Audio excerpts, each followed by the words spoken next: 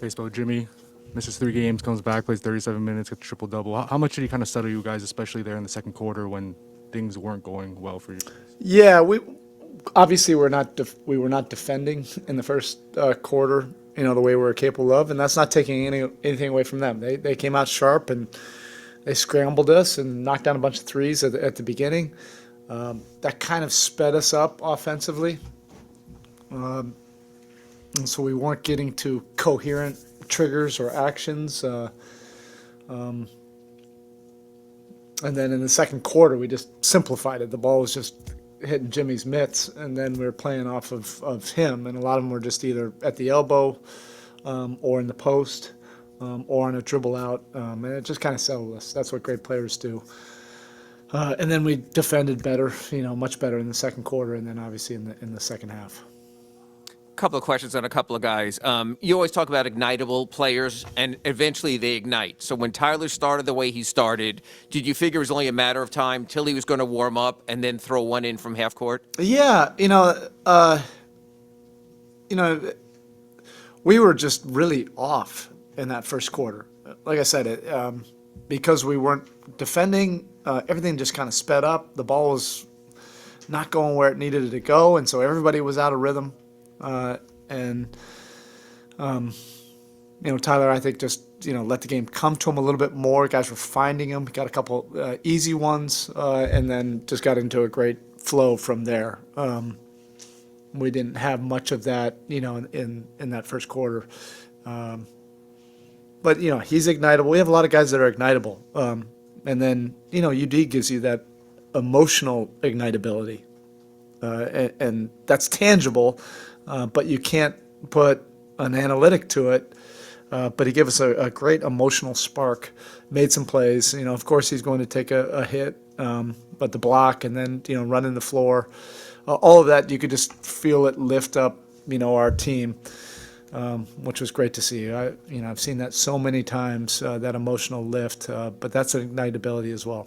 How much was that challenge emotional on your part that it's UD, so you use your... Yeah, all the above. Like, probably with UD, I don't like burning those, early in the game. That was in the second half. But, if he takes a hit like that in the first half, just out of respect, even if I lose one, I'm probably going to do it. I have that much respect for him. But I also saw it, he was there early, put himself in front. He took it right on the numbers.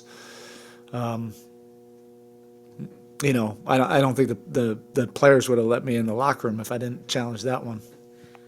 Erik, last year you didn't use Udonis until the very end in those famous couple of minutes. What's been the difference this year? Is there anything about him? I mean, is he in better shape? Is it just rotationally? Was there a decision made that he was going to play more this year, perhaps? Or that's one of the things that we looked at. Last year during the summer, I mean, we spent a lot of time. It felt like we had a super long off season, but in those situational minutes, out of reflection, it was like, I don't trust anybody more than UD. Why not? Like in the first half, that's what that was just a situational, less than 2 minutes. Well, you can trust him. You can trust him to execute offense, to do his job defensively, and he's just going to kind of settle everything. And then the second thing is, this year this team is a little bit more of a veteran team, and I think it just fits, for those kind of spot minutes. He's right in his element. Those guys, they all speak the same language, and again, when you look at it, the emotional lift that he can bring, this group is pretty evident. This is one of those things that's kind of hard to prove on paper, but does it feel at all to you like Jimmy is more ruthless this year as far as hunting mismatches and chasing those switches? And if either way, how much does your direction from the sideline have to do with him going after those matchups? I think there are a lot of different factors there. He's just in great shape, and he's really, prepared this season like none of us were able to really prepare last year with the quick turnaround. He really had some time to rest, recover, and then, really put in the time, which he did. And then adding Kyle, which a lot of these, pitches were just happening right from the first day of training camp. And then so we just tried to 10x that, as much as possible. And then, we're just, trying to get to our strengths as much as possible. And he can get it early in the clock, or, if there's a switchable matchup, then he's just, really, really smart of being able to manipulate the defense when he gets that kind of matchup and he can get to where he wants to go. Because it's not just about scoring. He can draw fouls, but he'll make the right play. Even if he just hit 2 buckets, if there's somebody open, he'll make you pay for that. Hey, Spo. So PJ Tucker obviously is somebody who's already known for the defensive pedigree, what he brings as an offensive and defensive rebounder.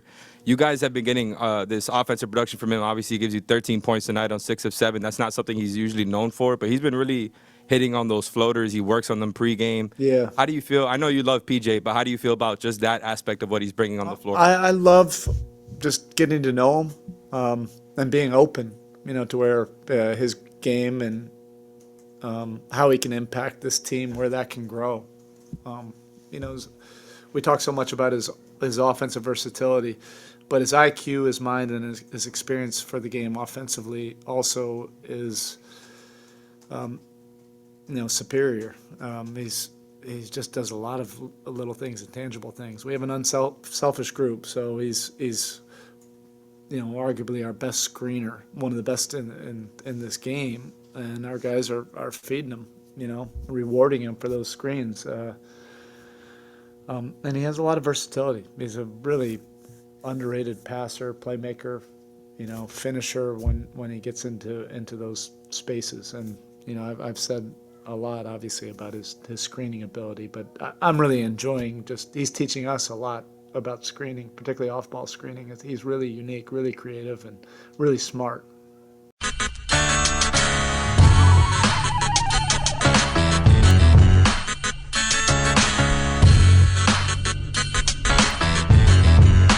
This is the Big O Show. This is